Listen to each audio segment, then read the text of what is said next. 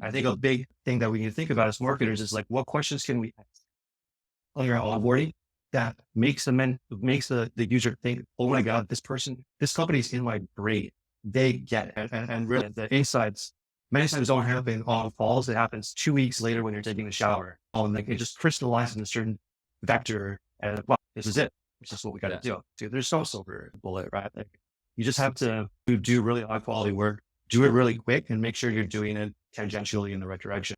You're only going to find that out by talking to people and your potential customers, doing the competitive research and just making sure that you're doing good work, right? Hey, welcome to the Message Market Fit podcast. I'm your host, Chris Silvestri, and if you're new here, this is a show where I chat with B2B SaaS folks in marketing, product, growth, and founders about how they join the conversation already happening in their customers' minds. We dive deep into their thinking, their systems, and their playbooks to see how they empathize with their audience and speak to them in a way that resonates, so they're compelled to take action. Join us and learn how you too can shape your messaging strategy and write copy that truly resonates and differentiates you.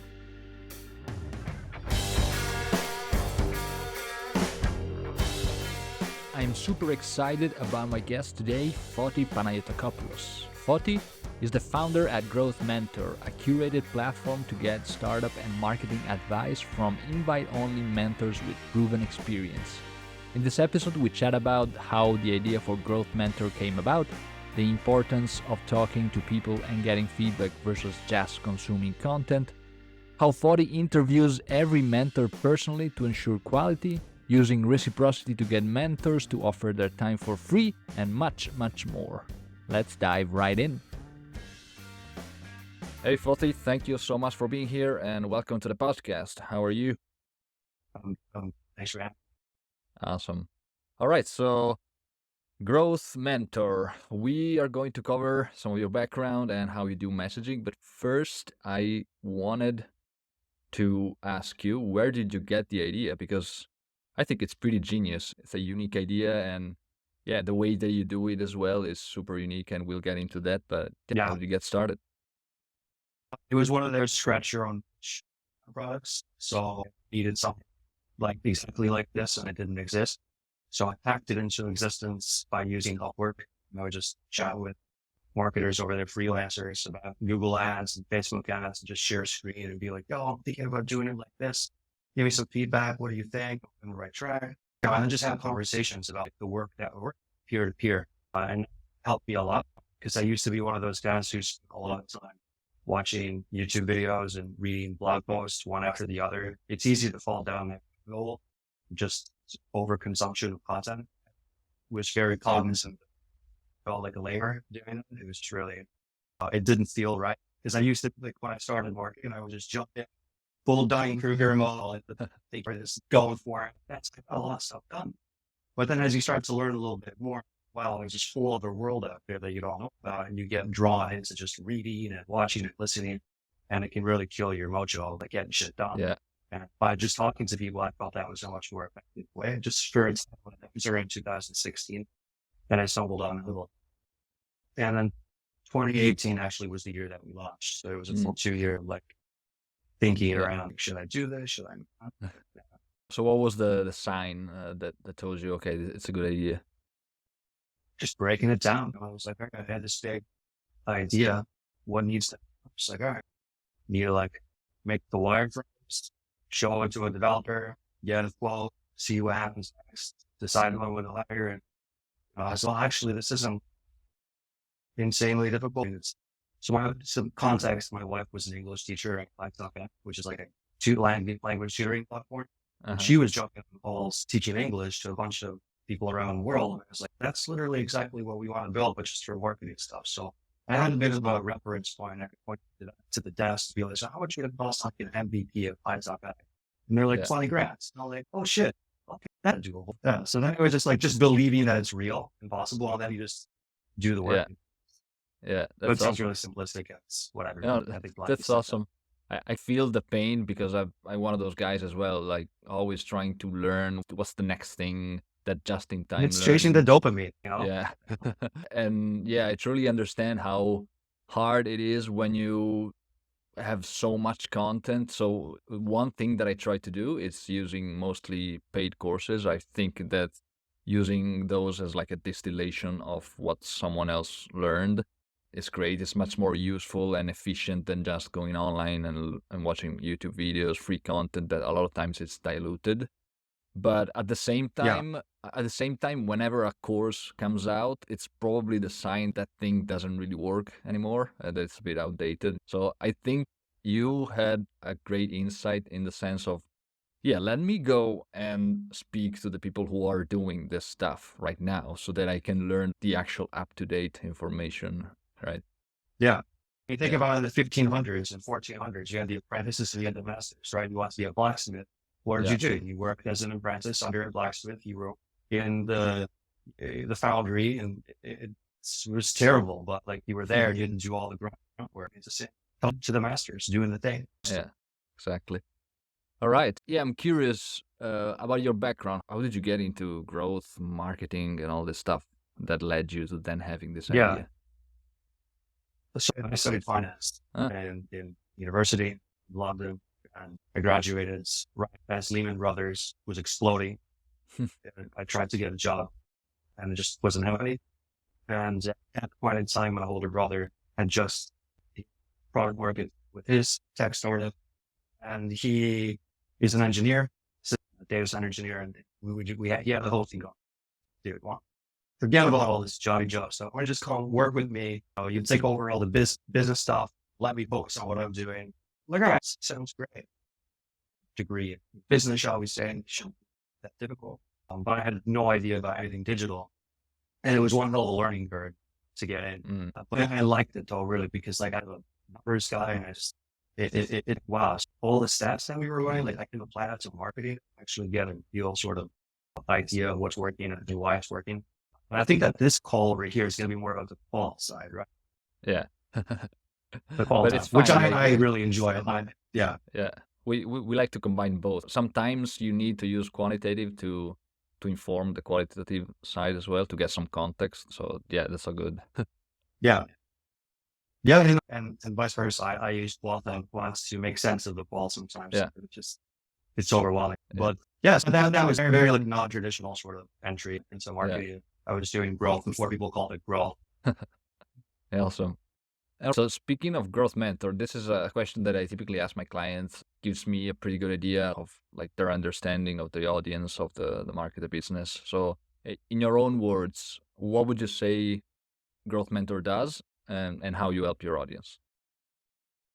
Growth mentor helps people increase their confidence and reduce their indecision at the core of it, right? It's not about making you 10x your startup or giving you the secret key to success. No, Yeah. that you have to do the work, right? But when you use growth, that's really the core jobs to be done. It's called making decisions with more confidence and less indecision, so that you can then move faster, iterate quicker, and ultimately then is the secret to growth, right? It's speed of decisions times the quality of those decisions, sometimes the direction of where you're going, right? Like you could be making random decisions and evolve fast, but like you're moving towards the abyss where there's absolutely no work. Yeah. Yeah. Just like having chats with other people and getting that sort of temperature check, it can really help across all of those variables. Yeah. Yeah. Yeah. Yeah. And it's interesting because I was looking at the website, messaging, the structure, the layout. And if you think about it, yeah, like you would need to speak to so many different skill sets, so many different customer personas, let's call it like that. But you don't do it. And as you mentioned, you focus on like the common pain, which is this sense of confidence that people lack. And yeah, it's actually true. And I can talk like for experience, a lot of the people that I speak with on Growth Mentor, they have this intuitive feeling. They know more or less what they should do, but they just want someone else with the experience and a track record to confirm it to them. So I was wondering, when did you understand that this was the underlying pain? Was it something that you knew already because you scratched your own itch, or it took some time to understand how to speak to them?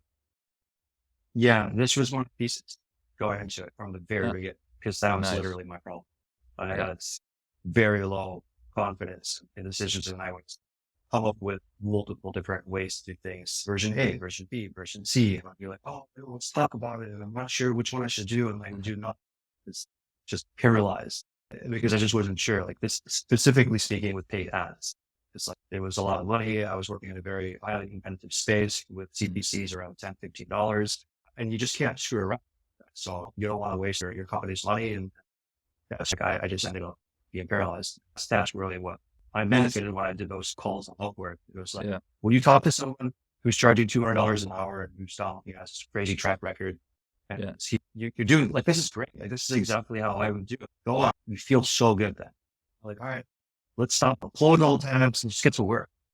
Yeah. So that was the thesis from the very beginning, and that was validated immediately as we did our smoke test in 2017. And speaking about having these conversations, I know that you value a lot these aha moments. You said something along the lines of one conversation can basically change your entire trajectory. So I was curious, how do you keep in touch with your customers on one side and with mentors and users on the other side? I know that you do a lot of stuff, a lot of calls, which is even more amazing if you think about it. You as the founder are having all these one-on-ones like you had with me when we started. So what are other ways, and what did you learn lately from some of these conversations? Yeah. So a big part of my job is calls. So every single mentor that joins gets interviewed. So then I do onboarding calls with anyone, any mentee that wants. They can book a 15-minute call and I can give them some suggestions. I do mentor calls with other mentees, helping them out. And then the biggest user of GrowthMentor as a mentee as well. Other feedback loops that we have that are more asynchronous are very behavior-based driven surveys that get sent out via email automation tool at the right time for the right purpose, right? So on the cancellation flow, exit flows, why are you canceling? Like, well, we don't have multiple choice. Like, it's open text field, you got to write, Nice. let us know. And then afterward, if they do that, there's another email saying, hey, here's a Calendly link. If you ever want to come back again and get a 30% discount, just book a call. I'll look you up. Because I want to know like why like they left. What was that? Was it just they weren't using it enough, or what's happening? These are all these questions that are very, very important to find out, like from your offboarding flow as well, because that's big. For us, a big chunk of MRR comes from reactivation. So there's a lot of people that leave because they don't need it anymore, and then they come afterwards, which is really cool. And another way of just staying in touch with the market is with community is seeing what people are saying over there. There's other feedback loops as well. Like every time somebody leaves a review for a session, that's a feedback loop.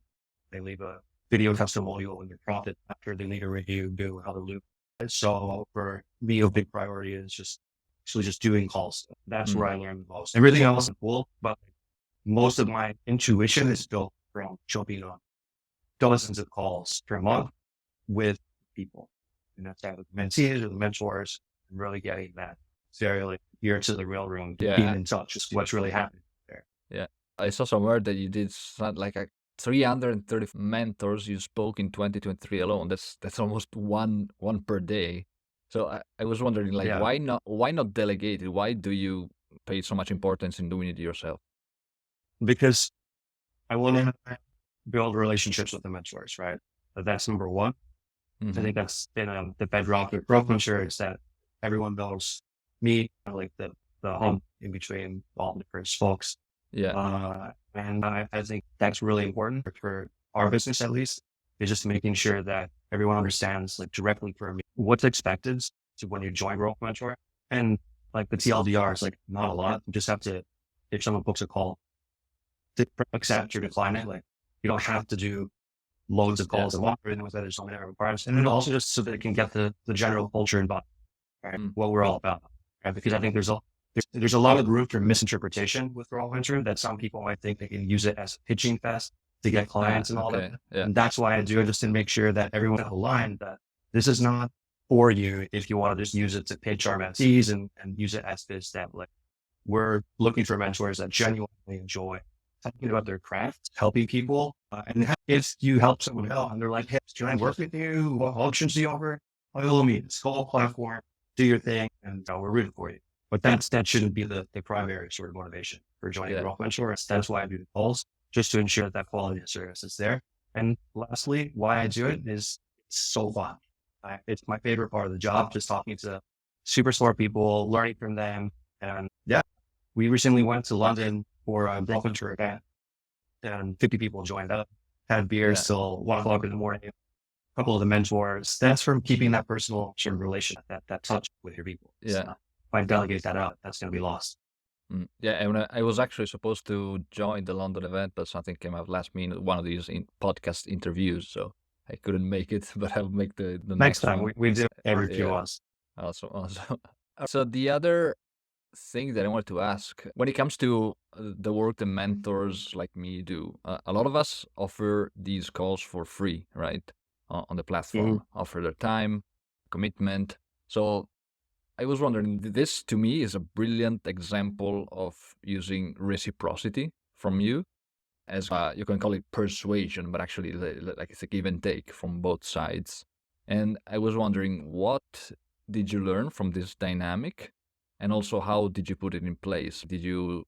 Was it like this at the start? How did you figure out how to do it? How to convince mentors to offer their time? I think it's a great example. Yeah. What was the first question again? Sorry. Yeah, I was wondering, what did you learn from it first? For this dynamic? Oh yeah, what we learned is that the intrinsic motivators are stronger than intrinsic for certain people. There's a great book by Anand Grant. I think it's called Give and Take, something to that effect. And it's basically about 3 archetypes of people as he categorizes them: givers, matchers, and takers.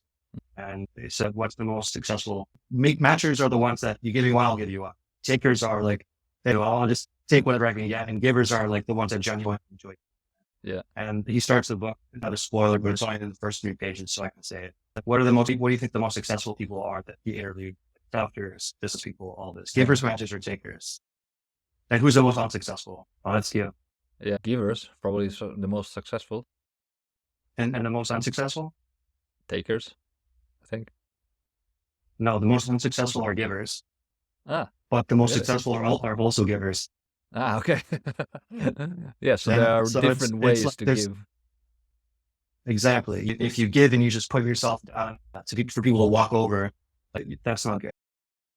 You're selective with who you give and why you give and when you give as a tool to energize yourself and get the, it's a dopamine that's released when you help somebody out. Sure. For certain people, some people don't give a shit about anybody and they're like, just give me what I can get. Like there's a lot of people out there that genuinely enjoy sharing their knowledge and helping, and that you can use that as a tool to just lift your spirits up, get inspired, get new ideas, build your network, and just generally build power. So that's really what we're trying to move towards. I would set that book on the manifesto of Growthers, right? Awesome. Yeah, I've never heard about it. Yeah, I think it's give and take. Anyway, we'll link to it for sure. And give and take. I can speak from personal experience. Like these calls really energize me, and as a big introvert, forcing myself to do more of those and connecting with my actual audience, with my potential clients, it's really something that I was missing. And so it's a great avenue to do more of that and also give back and also learn what their problems are, what their challenges are, and think clearly about all that stuff. Yeah. And how to answer your second question, like how did it come to be? So we launched GrowthMentor as a pure play marketplace. So it was, the monetization model was commission. Right. So I spent a lot of money, like all my personal savings building the MVP. It took 6 months. We launched it and we had 500 top of funnel signups within the first weekend because I launched it up this one Facebook group, SaaS Growth Hacks, and like it went viral.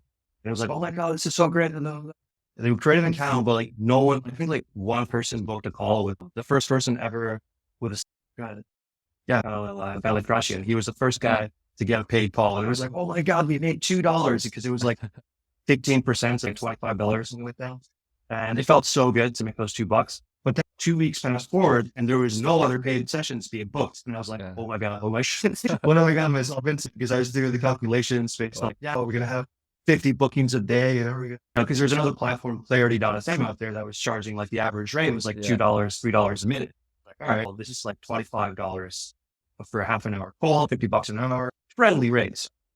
Because we did have a max cap on what you could charge, because the whole thesis was that mentorship, you shouldn't charge that much because that's the point, right? Like it's to help people out. But then like nothing So it was a couple months, 2 months of that happens, and I couldn't pay my developers. I just wasn't making any money. I ran out. Couldn't pay my rent. And I'm like, all right. So what did I do?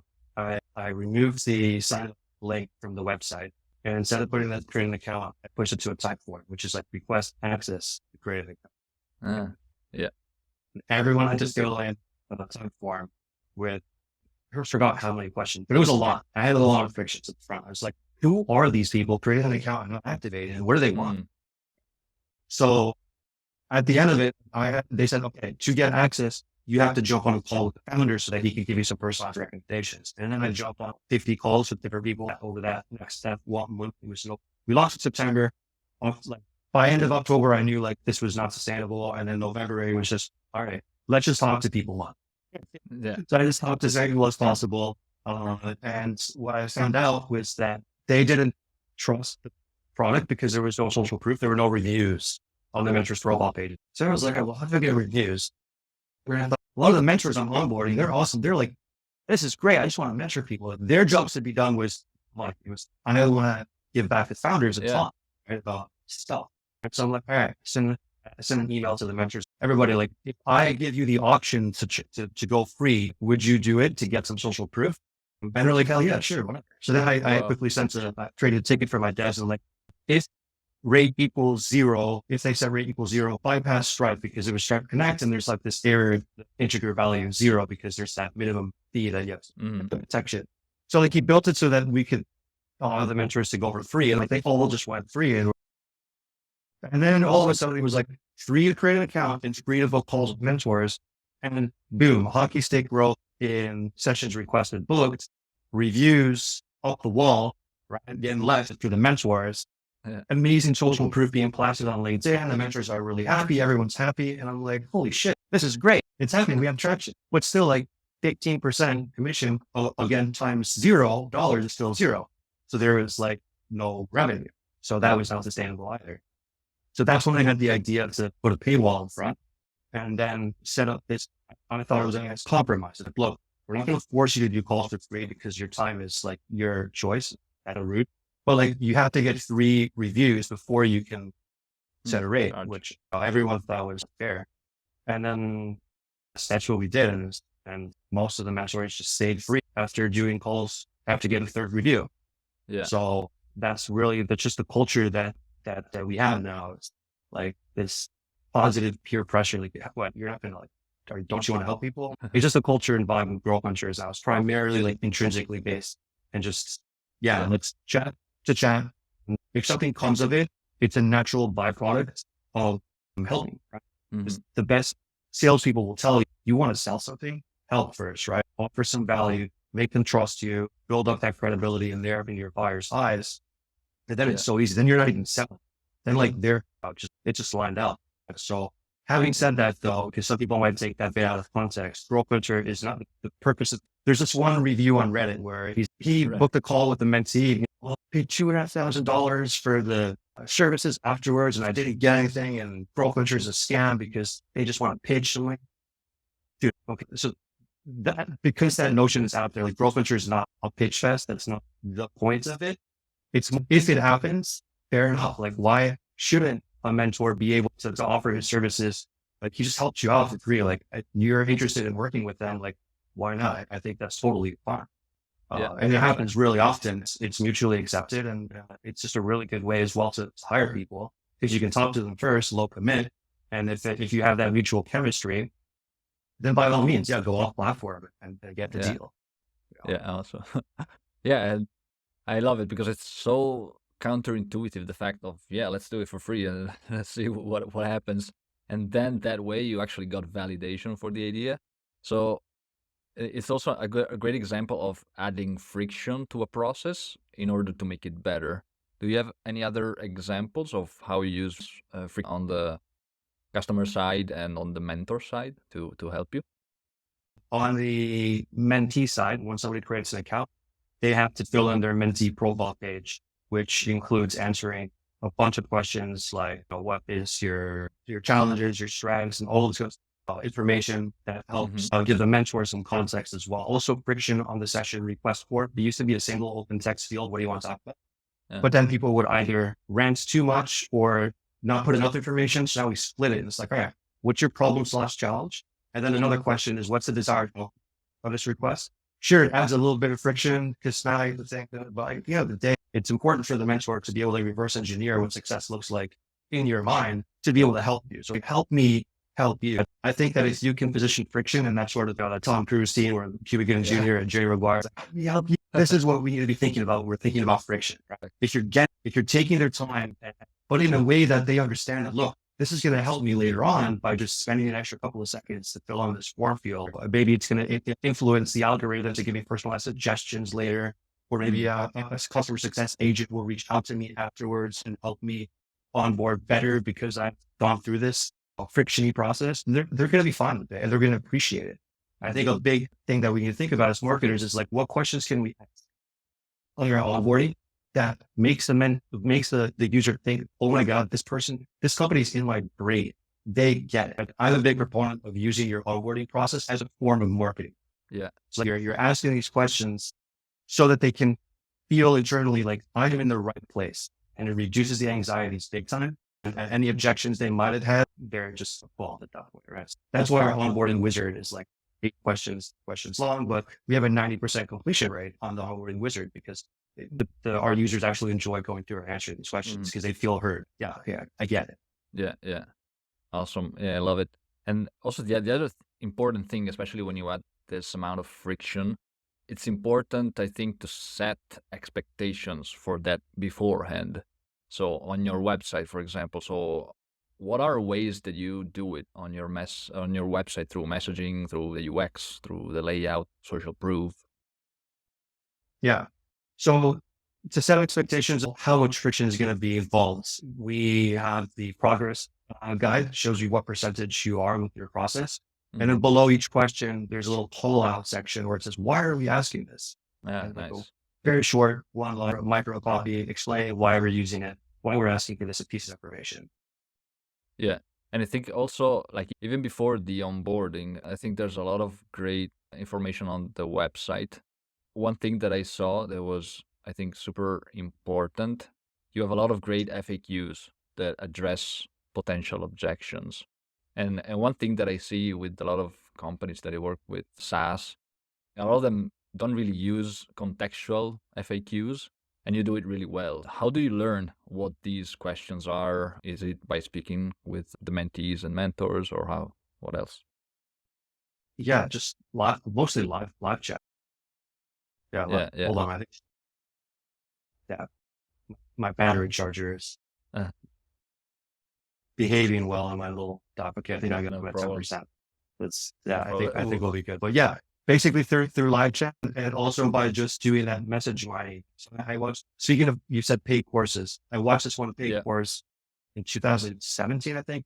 It was by Microcopy on CXL about message mining. Nice. And it was fantastic. Yeah. And I basically follow her approach of when you do your user research calls, right? Yeah, go on. Was it the one with Momoko Price? I think I did it. Yeah, that's the one. Microcopy. Yeah. That's great. Yeah, she's great. She's excellent. So it's like there's these 3 conversion elements, right? It's the motivation, it's the value, and then the anxiety, right? So you want to optimize for all of these, right? And like when I do my qualitative coding with my user research calls, I'll record the calls, obviously, transcribe, put it up, and then pull out different sections and categorize them based on that. So like with anxiety, there's uncertainties, there's objections, and then there's perceived risks, right? So perceived risk, oh my God, they're going to just pitch me their services, or an uncertainty is like, how am I sure that these guys are vetted, right? What makes them so special? Are they just random people? Yeah. So when you hear enough of these by doing these calls, right, and you can categorize them all, it just makes it really easy to make your FAQs. Like your FAQ should never be written based on what other competitors have. Like it needs to be based on your reality. And I'm glad I hear about the FAQ. I don't really get that much feedback about the FAQ. I just look at my scroll map on Clarity, and it's like blue, like up to the top of the fold straight away. Nice. Yeah, but it's usually the people that convert that are the ones that, that 5-10% that scroll all the way down to the footer. So I take those scroll maps with a grain of salt. Yeah, of course. Obviously, yeah. Most of the FAQs are there to answer questions mostly for people who need more convincing. So it's super helpful to have them Yeah. in strategic places. Speaking of data and how you look at it, you just mentioned categorizing themes. You also mentioned before that you had this open field for answers. So I was wondering, how do you analyze all these open-ended questions, qualitative data? Do you have any specific systems, or it's just reading and making sense of that? Yeah, I just read it. It goes to a Slack channel and Yeah. just scroll up and you can see. But in our case, it's so obvious what the predominant reason is. Yeah. I don't use it enough.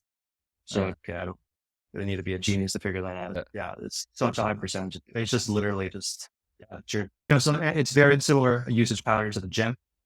People sign up with the best of intentions. It's actually hard work to go to the gym and lift the weights consistently and grow this pain of this. You have to be in discomfort in order to build and become better. It's like the same thing with growth culture. Like you actually have to prepare before the calls, choose who you're going to talk to. So there is like systemic level of friction that goes into just the product experience itself. It's natural and there's this level of churn that we're just accepting of, but it's always motivating us to how can we build better habit loops to get the community actually using the product more. So that's from a product on growth product management perspective, that's my number one, right? Nice. I'm curious, just because I'm using it a lot. Do you use AI, ChatGPT for anything, for analyzing research? I use it mostly for analysis, research, not really writing some things, but not that much. Yeah. So what about you? Yeah, I use it for a lot of different things. The data analysis is one of the things that I don't really use it that much for because just over the years, like I've gotten used to doing it by eye. And I feel like it just, when you take the time to read through a transcript and with your eye and find the bits, you build your intuition so much better than Exactly. just like accepting, okay, the AI and scan through it. And what's it called? The hands-mind connection when you're writing, right? Yes. Like they say that that's how you learn better. And you're actually, I think the same applies with this qualitative coding. I'm a big proponent of doing that yourself, right? But I will use ChatGPT for a variety of other things. Like it's an incredible tool, so incredible that it scares the hell out of me. But yeah, I mean, the big thing we're using it for right now is actually within the products. We're coming up with some new features to make better matches using generative AI and proactive recommendations as well. Right? So based on your previous session history and your mentee profile page, we think that you should talk about this topic next. And here's 4 mentors that would be great to talk about this topic in your time zone. So Yeah. I think that there's a lot of power. Yeah. Yeah. Awesome. So changing subject a bit, one big thing that I'm noticing around, especially hanging out on LinkedIn, you start seeing all the fake connections, all the think boys, all the commenting on LinkedIn, interacting. So you had this really good way of putting it, I think, that you, 5 years ago when you started, you thought that you were building a startup, and then now you are building a friend factory, which I love it as a way of saying. Can you tell us a bit more about that? What do you mean by friend factory? Yeah. So a friend factory, I mean that as a result of building GrowthMentor, I now have dozens of new friends around the world. Like, yeah. Okay. Dozens is a lot in terms of friends, but like in terms of like real, like very people that I can consider to be very close friends right now, at least 10. And for me, that's been such a rewarding byproduct of creating GrowthMentor, where I have people on my WhatsApp that I talk to every day, just sending jokes and stuff. And gone around. Every time we go to a different country and we have a GrowthMentor event, there's people there that are down to meet up. And then for me, the most, happy feeling was during the September 5-year anniversary party in Greece, where 50 mentors from around the world flew in, and then watching them interact with each other and just seeing like the connections spark, like form in real time, and seeing that, hey, it's just me, it's other mentors as well that are making friends with other mentors. And because they have this common denominator, which is, hey, we've got some experience in the background. Here we are. We want to share and help people out. I think that's a very just a pure sort of common denominator to have. And it translates to how their relationships unfold with their mentors, because they're very like, how can I help? How can I be of service? How can I help you today? And then it just, not because they're like, oh, I'm going to get this thing. No. It's just, why not? It feels good to not be a dick and help people out. You can. It doesn't cost you anything. Maybe just a single message to somebody for an intro, or a piece of advice on something that you might be a new guy, because then I can ask the same for you later. So this isn't like a petri dish that it naturally formulates friends. That's the environment. Yeah. So that's why I say it's a friend factory, right? Because Produces friends. Yeah. That's awesome. Mm. Yeah. Yeah. And I also know that whenever a mentor gets to, what is it, 100 reviews, you fly them to Greece. Is that true? Yes, that's the capstone, right? So we I have the need to get there. certification ranking system. Yeah, 100 reviews, we pay for your flight and 3 nights at a hotel. But under one condition, you have to hang out with us and Yeah. take a couple of Uzo shots. Well, what's one thing that you learned from these one-on-ones, with mentors? One thing I learned that the people that have the highest positions tend to be the ones that are the most chill, right? Like they have no agenda in a sense. Uh, Because there's nothing really to prove. I interviewed the head of growth marketing at YouTube, right, for subscriptions, and she's like, "Oh my god, yeah, I just want to talk to founders and help them out." And it was like no pretentiousness, just like pure, yeah, I just want to talk to people. And then you have some people that have like maybe 3 years experience and now call themselves fractional CMOs, and they're like, "How can I make money? How can I get the lead?" Yes, that's what I learned. It's very encouraging. Cool. Last couple of questions. You recently launched on Product Hunt. How did it go? What results? 5 years late. Yeah. Yeah. We launched 5 years late. I wanted to launch like a long time ago. I was always like just waiting for the right moment. You read a lot of literature online. Everything's got to be perfect. The lot stars have to be aligned in this direction. Come on, it doesn't really matter. We launched and I think we had a marginal increase in traffic on the site by like 40%, right? So instead of 10,000 visits, let's say we had 14,000. It wasn't anything crazy. And we didn't really get that many new signups, net new conversions from it.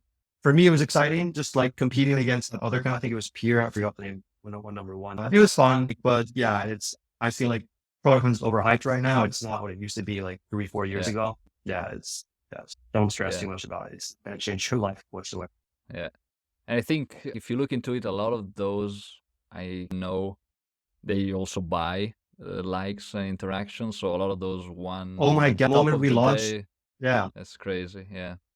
The moment we launched, I got 10 messages from my Service providers. mostly East Asian. Yeah, okay, I'll get you all my Telegram group and all of that. It's like, it's a bit of a toxic environment. Exactly. Yeah, all these sort of vanity competitions are not that interesting to me. Y Combinator, no one's going to fix anything. There's no magic secret. And this is another big takeaway from doing all of these calls, both as a mentor mentee and just being in growth for the last 6 years. There's no silver like bullet, right? Like, you just have to do really high quality work, do it really quick, and make sure you're doing it tangentially in the right direction. You're only going to find that out by talking to people and your potential customers, doing the competitive research, and just making sure that you're doing good work, right? Like there's no secret that I'm going to tell you or any of the other ventures are going to tell you that it's going to change your business, really. It's change your business, yes, I'm an understatement of mentorship. We can help you avoid a lot of mistakes and expose unknown unknowns, which I think is the biggest by far benefit of speaking to different people. There's just so many things you don't know exist. Yeah. Like, wow. And then once you find one of those, like it just adds another variable for you to like connect dots in your head. And really the insights many times don't happen on calls. It happens 2 weeks later when you're taking a shower because you heard something else from someone else, or you read something else, or you saw something in your data which connected with another point that was made on that call. And like it just crystallized in a certain vector. And well, this is it. This is what we got to do. So it's planting seeds and it's letting them germinate. So it's crazy. It's crazy. I was having a mentor call a couple of weeks ago, and this founder, when I told them about Hotjar, like using user interaction data, heat maps, and all that stuff, they didn't even know what Hotjar was. It was crazy. Like, to me, I had this idea that, oh yeah, like everybody knows what Hotjar is, right? So it kind of opens your mind up to what the reality of the situation and what people know, their awareness level, sophistication is. Yeah, super valuable. Yeah, we take for granted what we know. We undervalue big time, and for some people that's so obvious, right? So there's small little bits of it, but it can be transformational for many people. So yeah, that's what we're all about. Cool. So what's your biggest challenge right now when it comes to speaking with your audience and messaging? And follow-up question is a self-coaching question. If you would have to advise someone on how to solve it, what would you tell them? Yeah. Oh, I love that question.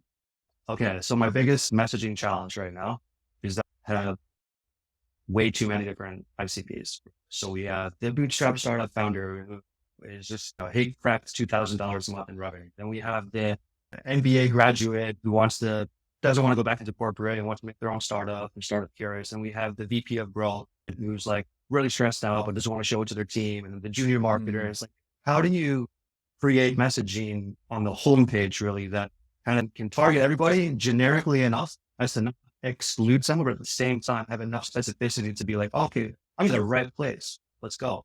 Yeah. So this is my challenge right now. And if I was to mentor myself right now, I'd be like, all right, great. Let's start with your quant data. And are you tagging, categorizing your users that create an account? Probably, yes, I am. Okay, great. They fill in what industry they are and also answer their role and what role group. Good, cool. So let's just actually look at the pie chart and say, all right, what's the top 1, 2, 3 buckets? And then on your homepage, top of folds, have one message that's more like outcome based and the confidence and decision, which everyone can relate to, right? And then say, okay, who are you? Who do you relate with? Founder, a junior marketer, product manager, boom. And then they push there, and then they go into another, like a homepage version 2.0 with for a specific persona, right? And then take them down a little bit more of a segmented flow, right? So it's like play your own adventure or whatever, your own game thing. Exactly. Exactly. Yeah. Like the Goosebumps book where, that's probably what I would do, Awesome. which is, yeah. How would you go about testing Talking it that? through. Like seeing clicks or tracking? What else? This is going to be very heretical for me to say in the growth world, but I wouldn't even test it. I would just go for it. See the final There's results. If you do a lot of calls with your people and you really get, I know like there's something to it. Which I know again, it sounds very, very bad coming from like the founder of GrowthMentor where growth's all about testing, experimentation. But honestly, like stat sig for me is very difficult to hit with the number of views that we have. Not like we have from 35, 40,000 organic a month, but we have a lot of traffic coming into the blog, right? You can't use these vanity metrics, right? Like how much traffic actually goes to the homepage from qualified people. And I don't think we have enough in order to set up a very scientific experiment. What we could do, of course, do a top level conversion event, like, all right, what clicks, let's tag GTM, like clicks on a blog, how many go down the direction of choosing their path, as opposed to just scrolling down and then hitting some other CTA and see, okay, are people going down our track? Are they going down our path? Is our employee working? Like, yes, I could test that experiment, but just deploy it and just see the data afterward.